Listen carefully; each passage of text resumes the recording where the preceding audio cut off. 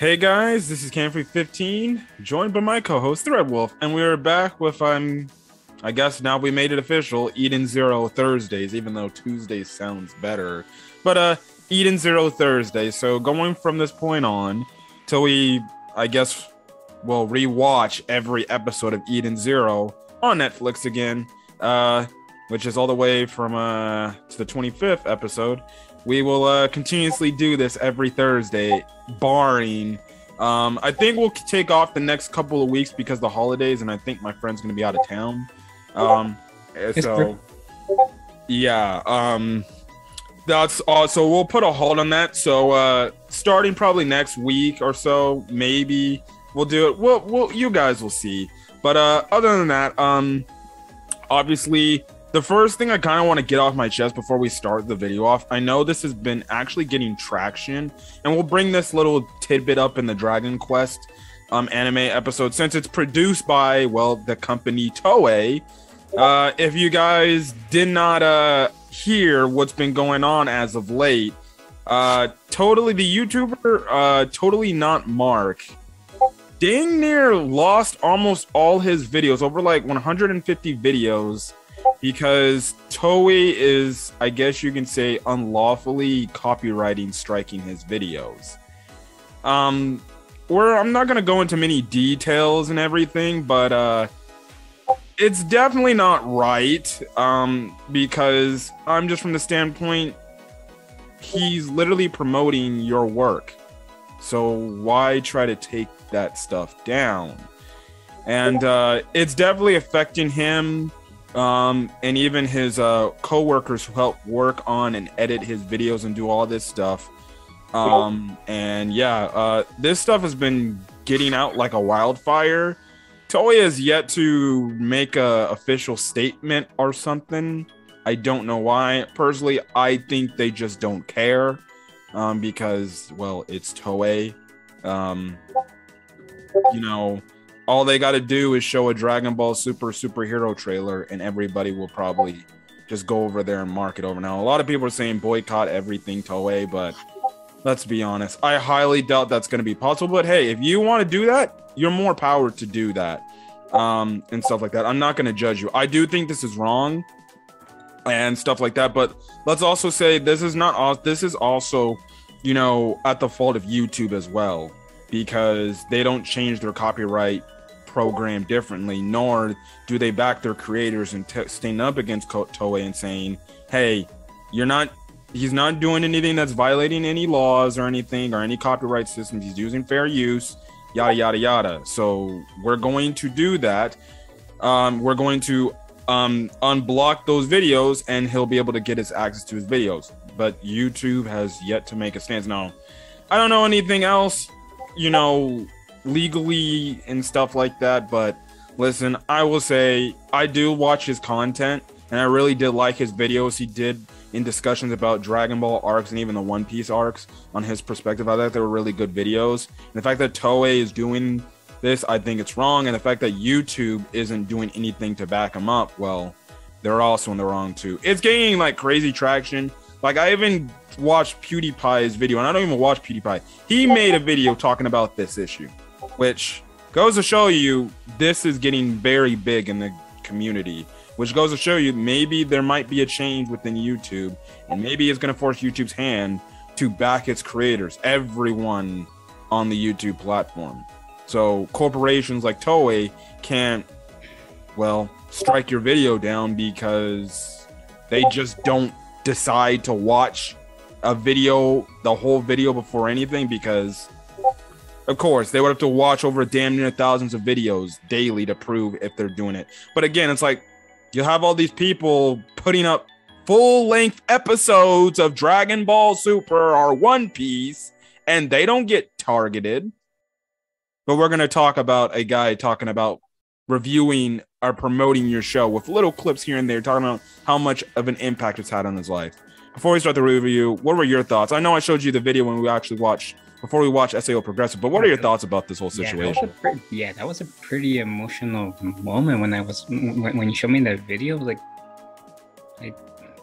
okay, yeah, like now first we had problems with YouTube, and now we're having problems with Toei also. Like, come on.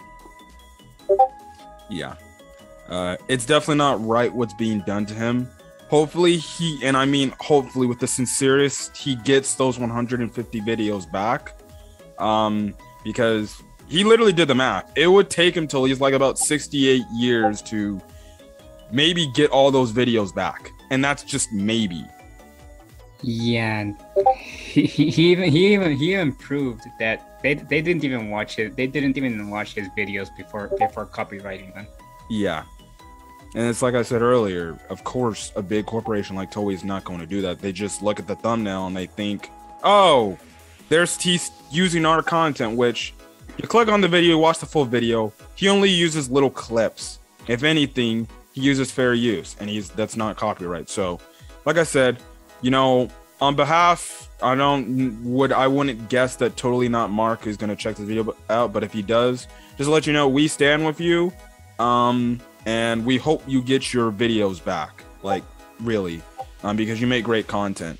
But in other news, going on from that stuff, like I said, we'll bring it up again in the Dragon Quest review because that is actually produced by Toei. So, yes.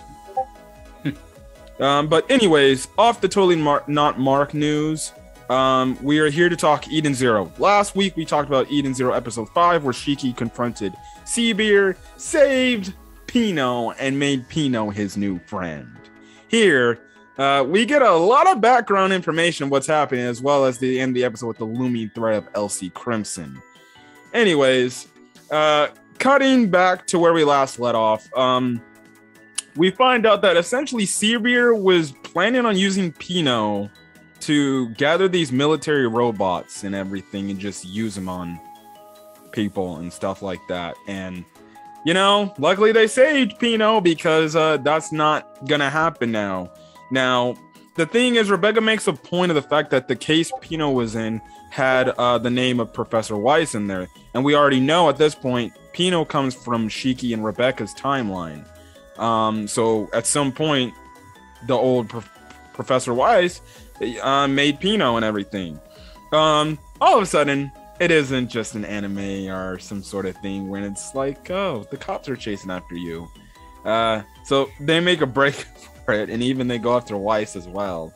So eventually what happens is they get to their ship all the way back on the planet Norma. They start to fly up, and they try to leave, but we also see the police are still chasing them too. Oh no.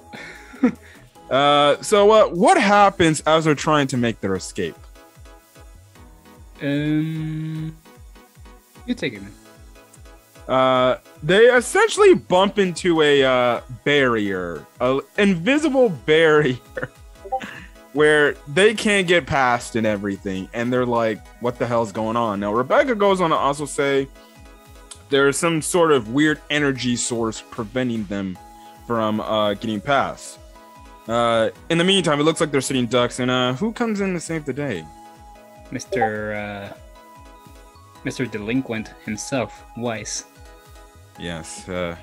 What does he do? What does he ask Rebecca and Shiki to do in return for his services? You better give me your ship, or else. Yes. And they're all trying to make statements to him like, "Wait, hey, if we get caught, you'll get caught too." And then he also makes a statement. Yeah, well, I have an ID, so I think I'll get by. Yeah. Essentially, what he means by that statement is Shiki and Rebecca don't have an ID to prove that they're not like criminals or anything, but Weiss does, so he can get away scot-free. So the thing is, Shiki's like, okay, sure, you can have the ship all you want. So this is now Rebecca's like, are you serious? Why would you give him the ship? He's like, and Shiki's like, well, we're gonna need a new ship anyways because we have to go see Mother. And this is what Weiss over kind of hears. He's like, Mother. So anyways, Weiss is like, okay, I'll help you out because the cops are on them. And we see as Weiss is using the ship, he is accessing his own ether gear. And his ether gear is called Machina Maker. What does his ether gear actually do, if you remember? Basically, basically reprograms anything he touches. Basically, Essentially, he modifies his machines, stuff Yeah. like that. He modified Rebecca's ship to make it, well, I guess you can say, a lot more powerful to break past the barrier, and they get past the barrier too. Obviously, Happy's like, wait, if our Professor Weiss freaking had this, then that means this is probably how he turned me into a robot and saved my life. And we also find out he also fixed Pino's leg. So Pino's leg is A-okay. And stuff like that. Now, they end up getting past the barrier and they get into space. And who actually starts calling Rebecca? the current and old Professor Weiss. With Bunny Girl Senpai. No, Wait, not the Really? Bunny Girl from really? Not her. Not her. I know. But the Bunny Girl from the bar. Cameron will talk about it later in the car. Oh god. What exactly does he tell the I guess the gang what happened to them? They really never went back in time. They just went on a planet where its time got stolen. And what was the reasoning behind how its time got stolen on planet Norma? It got swallowed up by those creatures. I forgot the name. Chronophages. Chronophages. Yeah, like so. Essentially, if it eats a planet, it just eats away at the time. So basically, yeah, like Yeah. Mhm. Essentially, the Chronophage took planet Norma's time all the way back to 50 years ago. And essentially, it's just stuck in a constant motion at that direct time 50 years ago. And that's kind of it and everything. Now, the funny thing is, Rebecca's like, wait, but we have the younger you with you. Isn't this going to create some sort of time paradox? And Professor Weiss is like, no, not really, because it's now that Norma's kind of reversed in time and made an own branching time and stuff like that, which means the Professor, the Weiss here, he can freely go with you and there's no repercussions. It's kind of confusing. It's like, yeah, it shouldn't make a time paradox, but it should. yeah, time in this anime works completely and confusingly. Yeah, when it comes to these chronophages, the only thing we know is essentially time gets turned back, and essentially if you're stuck on this planet, you're screwed. Now we find out old Professor Weiss actually moved away from this planet, and he's going on some sort of journey with his bunny girlfriend. If you can call her that. Now, I don't know if we're gonna see him again. Maybe we will, maybe we won't. I don't know. All we know is he's on a journey somewhere. To where he's gonna go, I have no idea. So yeah, it's funny because he tells the present, I guess his past self, he's like, well, Weiss, go enjoy a new journey with the new friends you made. And there's no guarantee you'll live as long as I did. Oh my goodness. The one thing I still find funny is how Happy and Pino still call him professor. And he's like, I am not a professor. So yes. Anyways, also too, we get some very critical information on the fact that Pino shows herself to old Professor Weiss, and Professor Weiss is like, oh yeah, I remember you. I kind of touched you up. I was fixing you for the Demon King, which is, we all know, is Shiki's grandfather. So obviously, Shiki's grandfather had something to do with good old Pino. But now that essentially, in a way, that's kind of, settled, they eventually go on, try to go back to Blue Garden to, find out and get dropped off by Weiss before he flies off. But what happens next? The connection to Professor Weiss gets all staticky, and then a huge ship appears. And that's where the lovely Elsie Crimson appears. Yes. Not Urza. Mm-hmm. Even though it is Urza Scarlet. And funny enough, if you watch the dub, well, it's voice acted by the same voice actor or actress who does Urza Scarlet and Nightwalker in Fairy Tale, Colleen Clinkenbeard. Funny enough, she voices two characters in this series. She voices Mother and Elsie Crimson, which, listen, I just love the casting choice. Thank you, Netflix. You just had got like voice actors from around to do roles, and I just find it so heavenly that they got the Urza voice actress, Colleen, which is one of my favorite voice actresses in all of dub formatting, to, I guess you can say, reprise her role as a character that looks similar to Urza. She's Urza, but not Urza. Well, yes, but actually no. Yes. And it's up to you if you think Urza's hotter or Elsie's hotter. Weiss was. They're definitely the same. Well, she has an eye patch now. I mean, and Urza's hair kind of covers up one eye, so. Yeah, Weiss was infatuated with her. He was like, "Oh, she's cute. She's hot," he said. Anyways, they end up getting tractor beamed into Elsie's ship, and we find out that Elsie is a space pirate. So, yes, the One Piece world in space. I guess we ask and we shall receive. She's a space pirate. And Rebecca says she essentially has conquered 7 cosmos. Okay, so she's a problem. Anyways, her ship is called the Skull Fairy. Ha ha ha. I guess you can say fairy in terms of fairy tale as a reference. Okay. Hey. What does she have plans for them? To sell you off and to other planets, such as what was that planet called again?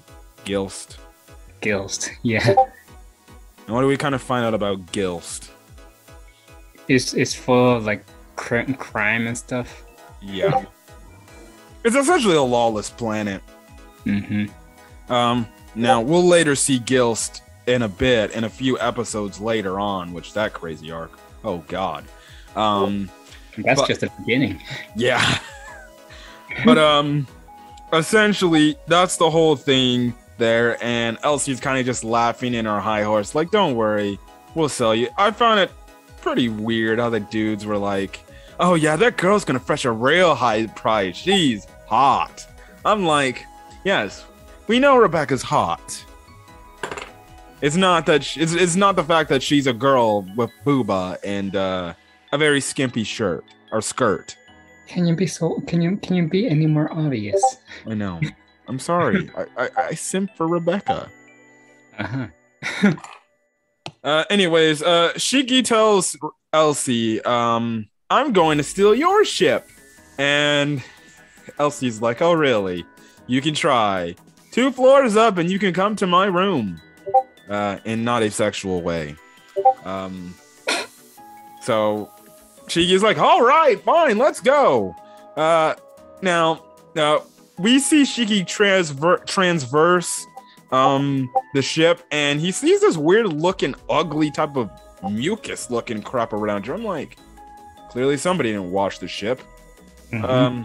Disgusting. And also we get zombie like tentacle octopus people. That's nasty. Yeah. We get a very funny, I guess you can say, fan service scene with Rebecca. And Weiss, let's just say he tries to be a pervert and become a peeping Tom. And he's like, because they do the typical tentacle scene where clearly they have the tentacles grabbing around the area of a girl, like the boobs and the leg area, and they're trying to, like, I guess, spread them. Trying to keep it PG as I can. And Weiss comes over, he's like, you're not doing a good job of it. He's like, let me just take a nice little peek. And obviously, Rebecca's like, I'm going to kill you, you do this. But Weiss gets taken by the tentacles as well. But Rebecca gets out of it. She's like, all right, that's it. I'm done playing around. Happy turns into his pistol stuff. Pino and frickin' Weiss are shocked, like, wait, he can turn into guns? And Rebecca just goes off. Another reason why I love Lucy. I said almost called her Lucy. Yeah, she is the clone of Lucy, another clone of Lucy. But Rebecca, this is why I love Rebecca. Rebecca takes them all out. What does Rebecca try to do to Weiss? Hey, back. I'm just gonna take a quick little peek. And he's like, no! Okay, I get it. I'm sorry. My only response to that is, why would he be embarrassed, though? Around the woman, I guess. I don't know. I don't know why. See, if that was me, listen, I'd just be like, well, okay, do it.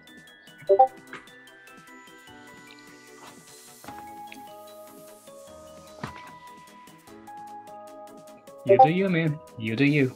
Who knows? What if she's impressed? I'm just saying. Would you really? Probably not. I would not want no girl forcibly pulling down my pants. Now you're talking. No. It was a funny scene though. I will say I did like the fan service twist type of thing. So it makes it more bearable if you're, I guess, a person that just absolutely hates fan service. I can understand people like that, where they just absolutely hate fan service to the 9th degree. Whatever. Anyways, what happens at the end of the episode? Shiki starts crashing into the room where Elsie Crimson is supposedly. He walks in, and she slowly turns around, showing a not so attractive face. Yes, like she damn near acidified and put acid on her face. Not gonna lie, when I first saw this episode, I was like, what did I just fall for? Yeah.